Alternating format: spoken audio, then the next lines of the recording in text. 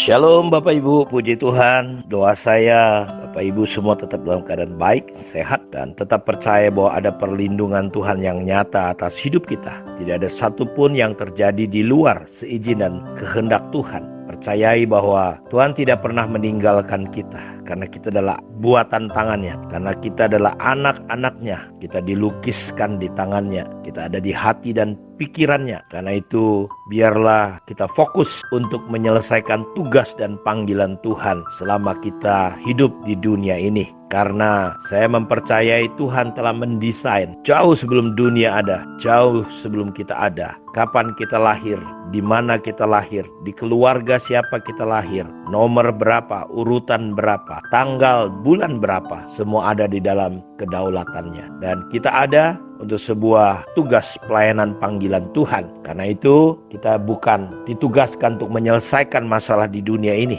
tetapi kita ditugaskan untuk menyelesaikan panggilannya di dalam kehidupannya. Karena itu kita akan kembali belajar lewat gereja di Pergamus tentang pujian, karena mereka tidak menyangkal nama Tuhan, tidak menyangkal iman mereka, walaupun mereka harus mengalami aniaya, tekanan, intimidasi, ancaman. Bahkan ketika Antipas dibunuh di depan mata mereka, mereka menyaksikan. Dan kita sudah belajar lewat kisah-kisah para rasul yang mati syahid, dan mereka tidak menyayangkan nyawa mereka, karena bagi mereka tugas panggilan Tuhan memberitakan firman jauh lebih mulia, dan mereka rela menukar pemberitaan Injil, tugas panggilan mereka, dengan nyawa mereka sekalipun. Kita sudah belajar kemarin tentang Petrus, Yakobus, saudara Yohanes, dan bagaimana dia dipenggal di zaman kerajaan atau Raja Herodes. Dan kita sudah belajar juga tentang Andreas, dan hari ini kita coba belajar tentang Yakobus,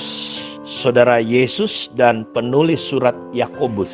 Kita tahu tulisan surat Yakobus, dia mengajarkan bahwa anggaplah sebagai suatu kebahagiaan apabila kamu jatuh ke dalam berbagai-bagai pencobaan. Dia mengajarkan bahwa pencobaan, penderitaan adalah sesuatu yang biasa. Kita ingin belajar pribadinya, sejarahnya. Dan Yakobus ini adalah seorang pemimpin gereja di Yerusalem. Kalau saudara memperhatikan di Kisah Rasul pasal yang ke-12 ayat 12, bahwa Yakobus ini adalah salah satu penatua, pemimpin di Yerusalem ketika Paulus harus mempertanggungjawabkan. Maka Yakobus ini, mereka datang dan berkata kepada Yakobus dalam Kisah Rasul pasal 15 ayat 13. Setelah Paulus dan Barnabas selesai berbicara, berkatalah Yakobus, "Hai saudara-saudara, dengarlah aku." Jadi di sini terjadi konferensi bahwa diputuskan kepada orang-orang yang non-Yahudi, karena waktu itu kan Petrus baru saja berkhotbah dan banyak orang-orang yang di rumah Kornelius bertobat dan penuh Roh Kudus.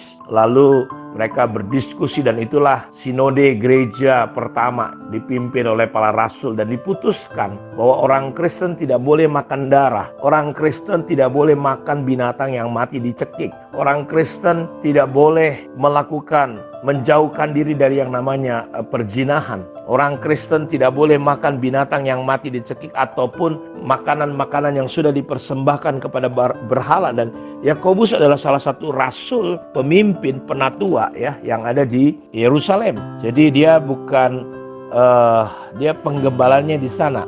Makanya kalau saudara baca dalam Kisah 21 ayat 18, pada keesokan harinya pergilah Paulus bersama-sama dengan kami mengunjungi Yakobus. Semua penatua telah hadir di situ. Jadi Yakobus adalah seorang pemimpin ya, yang cukup dikenal di kalangan rasul-rasul dan pergerakan gereja seluruhnya. Nah, Bapak Ibu, saudara harus mengetahui bagaimana waktu dan cara kematiannya ya. Informasi yang tepat memang tidak diketahui dengan pasti, tapi diperkirakan itu terjadi pada tahun 66 Masehi. Menurut Flavius Josephus, ahli sejarah Yahudi, imam besar Ananus memerintahkan Yakobus dihukum mati dengan dirajam batu. Jadi kita lihat, lawannya adalah orang-orang agamawi, saudara-saudaraku, sama seperti zaman Yesus juga.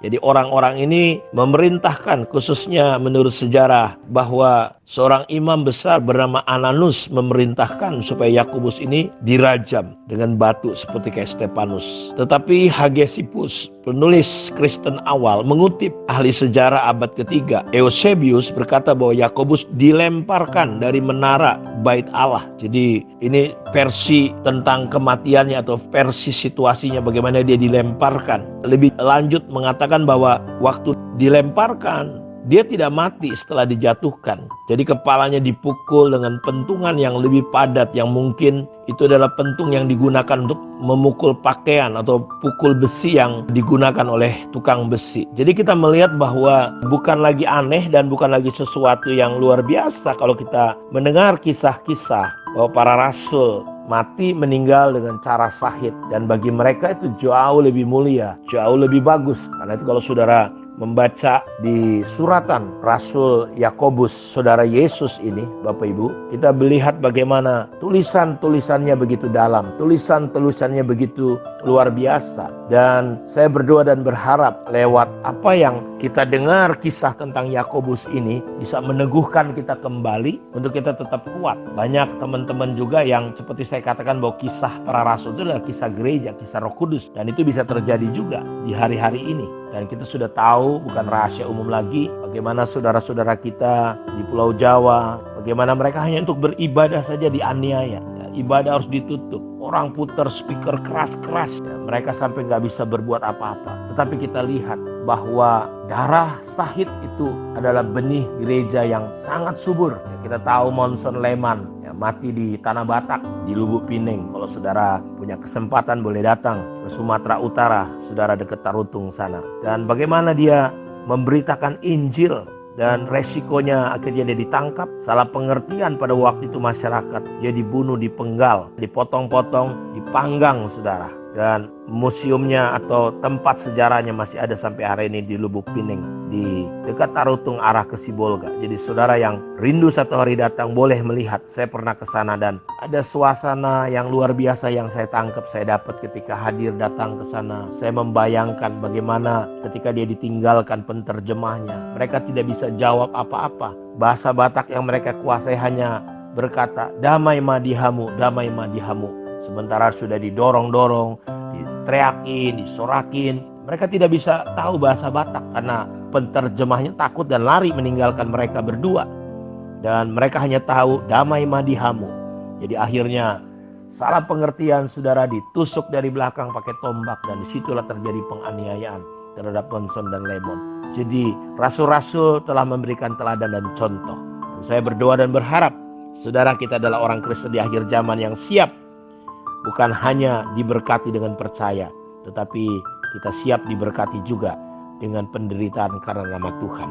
Biar kiranya Tuhan Yesus memberkati kita semua pada pagi hari ini.